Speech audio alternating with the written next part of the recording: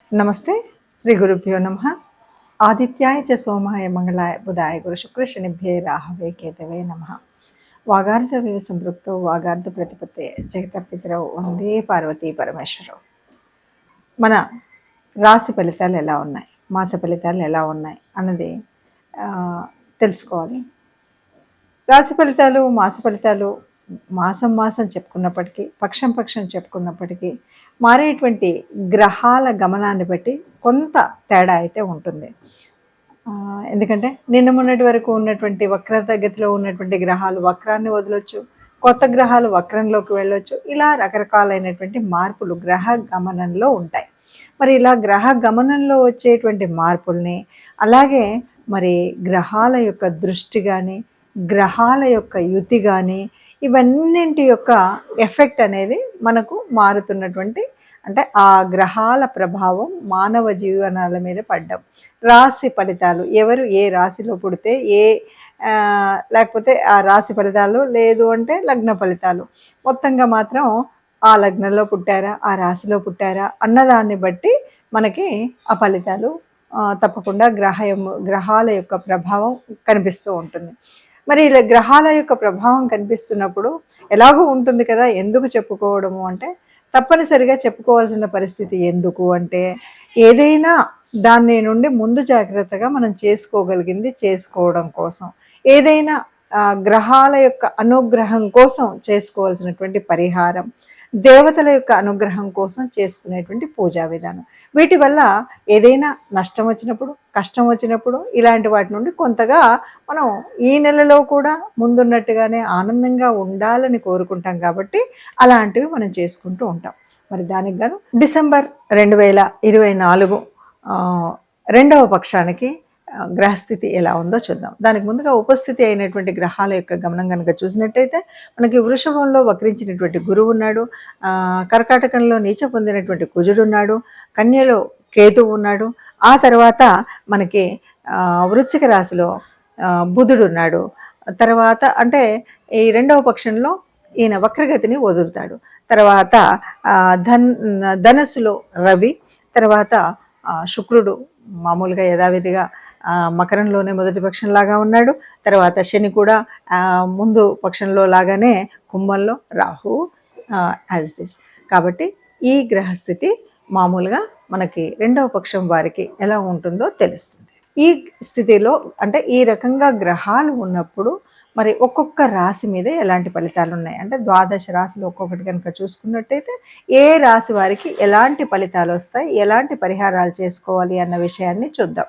ఇక రెండవ పక్షాన్ని కనుక మనం ఆలోచించినట్టయితే 10వ స్థానంలో రవి ఉంటాడు. ఇది చాలా అద్భుతమైనటువంటి సమయం అని చెప్పొచ్చు. ఎందుకంటే 9లో బుధుడు వక్రత్యాగం చేశాడు, 10లో రెండవ పక్షంలోకి వచ్చేసరికి 10లో రవి ఉన్నాడు. 10లో రవి ఉన్నాడంటే తప్పనిసరిగా ఒక మంచి ప్రభుత్వ ఉద్యోగము, ప్రభుత్వానికి సంబంధించిన ఉద్యోగం, ప్రభుత్వంతో లింక్ ఉన్నటువంటి ఉద్యోగం అవకాశం వచ్చేటువంటిది. అది కూడా ఎట్లా ఉంటుంది అంటే దైవ చింతనతో ఆధ్యాత్మిక ఆలోచన అంతా కూడా 9 అంటేనే మనకు ఒక మంచి స్థానం. ఆ స్థానంలో పూర్వపుణ్య ఫలం కాబట్టి అక్కడ బుధుడు మంచి ఆలోచనలు, ఎందుకంటే వక్రత్యాగం అయిపోయింది, చాలా మంచి ఆలోచనలు ఇచ్చేటువంటి పరిస్థితి. కాబట్టి చక్కగా రెండవ పక్షం ఉంటుంది అని చెప్పచ్చు. ఇక చివరి రాశి మీనరాశి. మీనరాశి వారికి 2024 డిసెంబర్లో ఎలా ఉంటుంది అని చెప్పచ్చు. ఎలా ఉంటుంది అంటే రాశిలో రాహు ఉన్నాడు, తృతీయంలో గురువు ఉన్నాడు, పంచమంలో కుజుడు ఉన్నాడు. ఇది అందులో కూడా మనకి 3 గ్రహాలు వక్రించి ఉన్నటువంటి పరిస్థితి.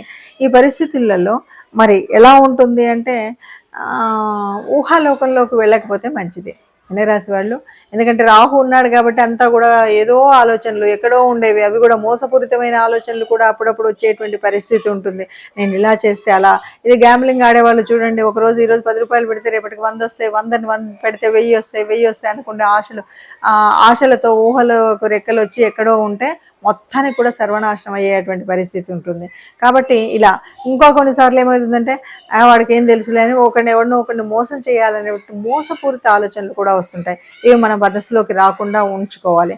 ఇలా ఉన్నట్టయితే ఏ రకమైన ఇబ్బంది లేకుండా బాగుంటుంది. ఇక చతుర్థంలో ఉన్నటువంటి గురువు వల్ల చక్కగా అంటే ఇంట్లో మంచి ఆలోచనలే ఉంటాయి, బాగుంటుంది. కొద్దిగా ఎంత వక్రించినప్పటికి కూడా అంత మనకెప్పుడు కూడా గురువు శుక్రుడు అనేటువంటిది చెడు అనేటువంటిది ఇవ్వకపోవడం అనేదే మనం చూస్తాం. ఇక 12లో ఉన్నటువంటి శుక్రుడు మూలంగా ఏదైనా మన యొక్క ఆర్ట్ మూలంగా మనకు విదేశాలకు వెళ్ళేటువంటి అవకాశాలు అయితే వస్తాయి. అంటే కొంతమంది ప్రపంచ మహాసభలని ఇలా వెళ్తూ ఉంటారు కదా, అలా ఏదో ఒక రకంగా విదేశాలకు వెళ్ళేటువంటి అవకాశం వచ్చేటువంటి పరిస్థితి అయితే ఈ రాశి వారికి కనిపిస్తుంది. మరి రాశి ఫలితాలను అయితే మనము ఇలా తప్పనిసరిగా చూసుకుంటే దానివల్ల ఉపయోగాలు అన్నాం. లేదు అంటే మనం పరిహారాలు ఎలా తెలుసుకోవాలి, ఏం చేయాలి అని అన్నాం. ఏది ఏమైనా సరే మొత్తంగా ఏమిటి అంటే గ్రహాల యొక్క గమనం అనేటువంటిది మన పూర్వజన్మలో ఉన్నటువంటి ఫలితాల మూలంగానే మనకు జన్మజాతకంలో అయితే గ్రహాలు పడతాయి. కానీ మారుతున్నటువంటి ఈ గోచార రీత్యా మారుతూ ఉన్నప్పుడు ఒక్కొక్కసారి అంటే జన్మజాతకంలో ఉన్నటువంటి వాటికి అందులో అవి ఏవి యోగిస్తున్నాయి, ఏవి యోగించట్లేదు, ఏ దశ నడుస్తుంది, ఏ దశ అనుకూలత ఉంది, ఏ దశ అననుకూలంగా ఉంది అన్న విషయాలు మనకు తెలియదు. కాబట్టి వీటి గురించి కొంతైనా అవగాహన ఉండాలి. అంటే మీరు ఆస్ట్రాలజీ చేసిన వాళ్ళు కాకపోయినా మన జన్మచక్రాన్ని అయితే చూసుకోగలుగుతారు చాలామంది. జన్మచక్రం చూసుకున్నప్పుడు ఏ రాశి వాళ్ళకి ఏ రాశి మనది, ఏ రాశి వాళ్ళకి సరిగ్గా ఉంది లేదు, అలాగే మనకు యోగించే గ్రహాలేంటి, యోగించని గ్రహాలేంటి అన్నది మనకు తెలుస్తుంది. అలా తెలియని వారు ఎవరైనా ఉంటే మీకు నచ్చినటువంటి మీకు తెలిసినటువంటి జ్యోతిష్యులు ఉంటారు కాబట్టి వాళ్ళ దగ్గరికి వెళితే మీ గ్రహరీత్యా మొత్తంగా జీవితం యొక్క పూర్తి పరిస్థితిని మనకు ఈ కుండల్లో చూపెడతారు. అదే కాకుండా మనకు ప్రత్యేకించినటువంటి ఏవైనా ఉన్నా మనం తీర్చుకోవడానికి ఉంటుంది. అయితే ప్రస్తుతం ఇప్పుడున్నటువంటి స్థితిలో అంటే డిసెంబర్ మాసంలో 2024లో ఉన్నటువంటి గ్రహ గమనాన్ని బట్టి ఒక్కొక్క రాశి వారికి ఒక్కొక్క విధంగా ఉన్నాయి. ఏది ఏమైనా ఇక్కడ ఏంటి మనం చూస్తున్నామంటే 3 గ్రహాల యొక్క వక్రస్థితిని చూస్తున్నాం. 3 గ్రహాలు వక్రజయించి ఉండడం అనేటువంటిది ఉంటే ఏదో ఒక గ్రహం ఏదో ఒక రాశి నుండి మన రాశికి 4వ స్థానం అవ్వచ్చు, 5వ స్థానం అవ్వచ్చు, 1వ స్థానం అవ్వచ్చు వక్రించి ఉన్నప్పుడు ఫలితాలు వేరుగా ఉంటాయి. సరే 15వ తారీఖులో బుధుడు మారినప్పటికి కూడా అలాగే మరి కుజుడి దగ్గరికి వచ్చేసరికి కేవలం వక్రగతి కాదు, ఇక్కడ ఏంటంటే నీచ పొందినటువంటి కుజుడు అంటే దానివల్ల కూడా ఫలితాలు వేరుగా ఉంటాయి. ఇలా అన్నీ ఉన్నప్పుడు తప్పనిసరిగా అన్నింటికీ ఒక ఉపచారంగా తీసుకుంటే కనుక తప్పనిసరిగా మనం చేయాల్సింది ఏంటంటే నవగ్రహ మండపానికి వెళ్ళడం. ఎందుకంటే ఒక కుజుడు అవ్వచ్చు, ఎవరైనా ఉండవచ్చు, మనకి ఏ రాశి ఏంటో మనకు తెలియకపోవచ్చు. అందువల్ల వీలు చూసుకొని వారానికి ఒక్కసారైనా నవగ్రహ మండపానికి వెళ్ళడం, నవగ్రహ ఆరాధన అంటే మనకు తెలిసినటువంటి ఆ 9 గ్రహాలకి వాటికి ఉన్నటువంటి స్తోత్రాన్ని ఒకసారి చదువుకోవడం. ఇంతకు మించి మనం పెద్దగా చేయక్కర్లేదు. నవగ్రహ ప్రదక్షిణ, నవగ్రహ స్తోత్రాల్ని చదువుకోవడం వీలైతే. ఎందుకంటే ఏ పరిస్థితి అయినా మనకి ఎట్లా అంటే మనకు ముందున్నటువంటి దానం ధర్మం వీటి మీదనే మన ఆధారపడి ఉంటుంది.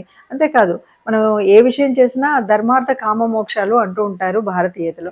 ఈ ధర్మము అర్థము అనేటువంటిది అర్థాన్ని ధర్మబద్ధంగా కనుక మనము సంపాదించినా ఖర్చు పెట్టినా చేసినట్టయితే ఈ మిగతా దోషాలన్నీ కూడా పోతాయి. కాబట్టి ధర్మబద్ధమైనటువంటి కార్యక్రమాలు చేయడం, అలాగే సర్వదేవతారూపమైనటువంటి ఆ గోమాతని దర్శించడం, గోమాతకి దర్శించడం కంటే కూడా గ్రాసం పెట్టడం అనేటువంటిది మరీ ముఖ్యమైనటువంటిది. అందువల్ల గోమాత గ్రాసం పెడతారా, మనకు సర్వ అలంకారభూతుడైనటువంటి ఎప్పుడు కూడా ఎవరికి ఏ కష్టం వచ్చినా నేనున్నాను అంటూ చెప్పేటువంటి బోలాశంకరుడు.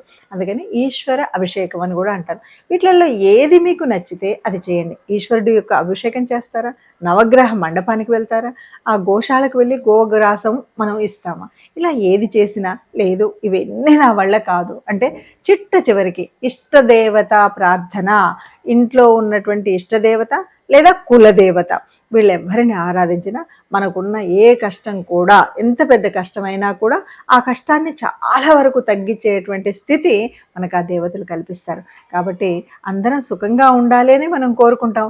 సర్వే జనా సుఖినో భవంతు అని మనము ఒక మంగళాశాసనం అలాంటి దాంట్లో అందరూ సుఖంగా ఉండాలి, అందులో మనం ఉండాలని కోరుకుంటూ నమస్తే.